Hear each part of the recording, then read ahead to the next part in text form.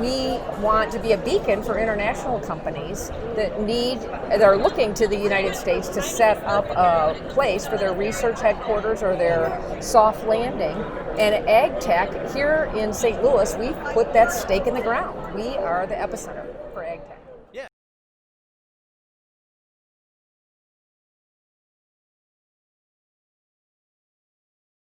Welcome to the Bourbon Friday Show. We're doing something special tonight. We are here at Venture Cafe, Art of Alcohol, and we're talking about the business of booze in a lot of ways.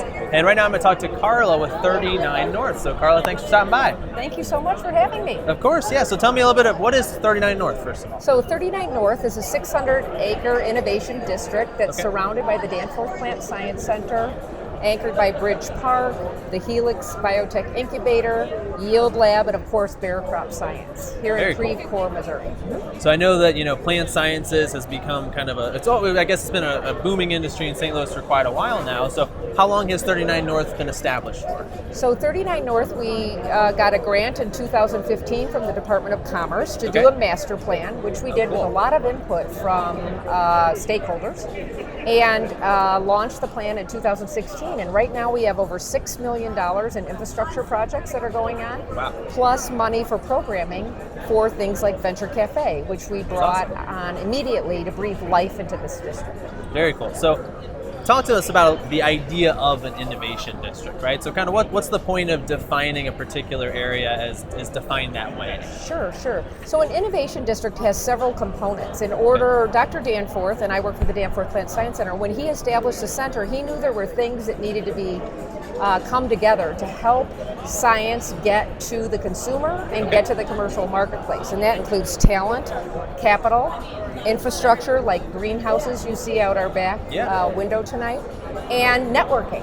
So we have tried within 39 North to bring those things together, and we've had a lot of success. Now in 39 North there's about over 50 startup companies, as well as several international companies that come here because they want to make a soft landing and have their research headquarters in the United States. Interesting.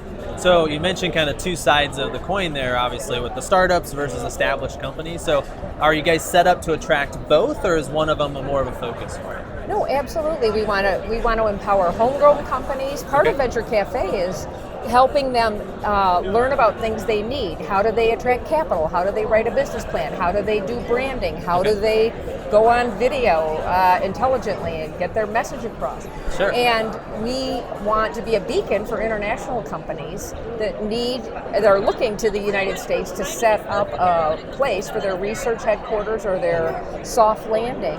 And ag tech here in St. Louis, we put that stake in the ground. We are the epicenter for ag tech.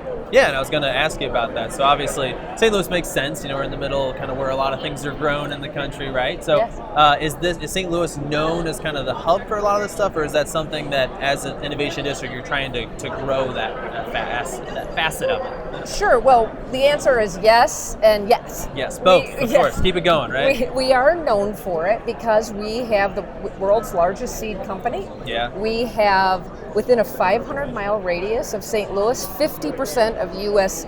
Agriculture is produced. Wow, so we have the producers here, and we also have more than 1,000 plant science PhDs in the region, which we believe is more than anywhere else in the world.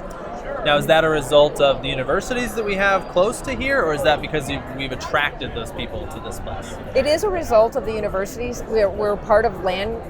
We have a land-grant university in Mizzou and the University of Missouri St. Louis. Sure. We have the Danforth Plant Science Center with more than 300 employees. We have 250 people at the Research Park, another 88 at the Helix Center. Wow. Lord knows how many across the street at Bear Crop Science. So it is a result of the growing of it, but we did have a very good foundation in the universities. Of course, yeah. Well, it's great. So it sounds like just a few years in, it's going really well. What can we expect from the future? What are we looking at in the next 5 to 10 years or so? Sure. So part of 39 North is creating a innovation district that has the amenities that we can attract that talent. That's so important. So we are doing a lot of things to make it more walkable, more bikeable, with a greenway system that will connect to the Centennial Greenway. That's part of the Great Rivers Greenway. We have a huge project on that. We're redoing the Olive and Lindbergh interchange to make that safer to go across. The old Olive Street Road, just to the west of us here, will be more like a Main Street feel. We're working with the city of Creve Coeur very closely to attract the types of businesses that young innovators want to have. Brew pubs, distilleries, dry cleaners, restaurants where they can meet and connect and share ideas. Interesting. Yeah, I didn't realize it was that much about infrastructure change. It sounds like it's a big part of it. Okay. Well, we're getting an announcement here, so I'm not sure how well you can hear us on the other end, but we'll use this as our opportunity to transition a little. And Eric, when he's done, why don't you tell us about the bourbon we're drinking here? The business of doing. We'll sample it while we're waiting, right? Okay. Cheers. Cheers. All right, Eric, you're up.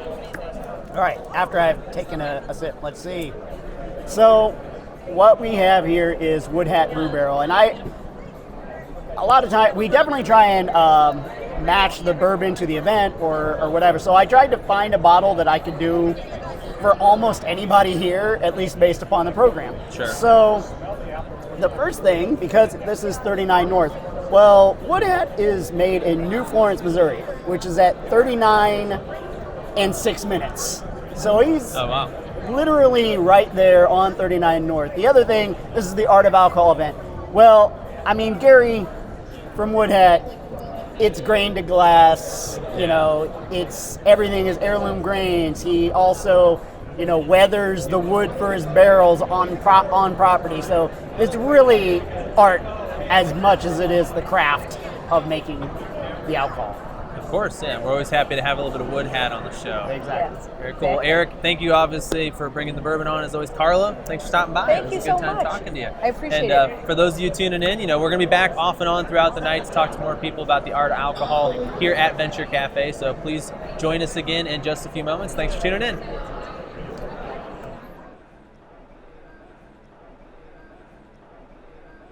Hey, thanks for watching. We truly hope you enjoyed it. Please like and share this episode, and if you haven't yet, hit that subscribe button. It really helps us out. To stay up to date, follow us on social. We are at Bourbon Fridays on Facebook, Twitter, Instagram, LinkedIn, and TikTok. See you next time.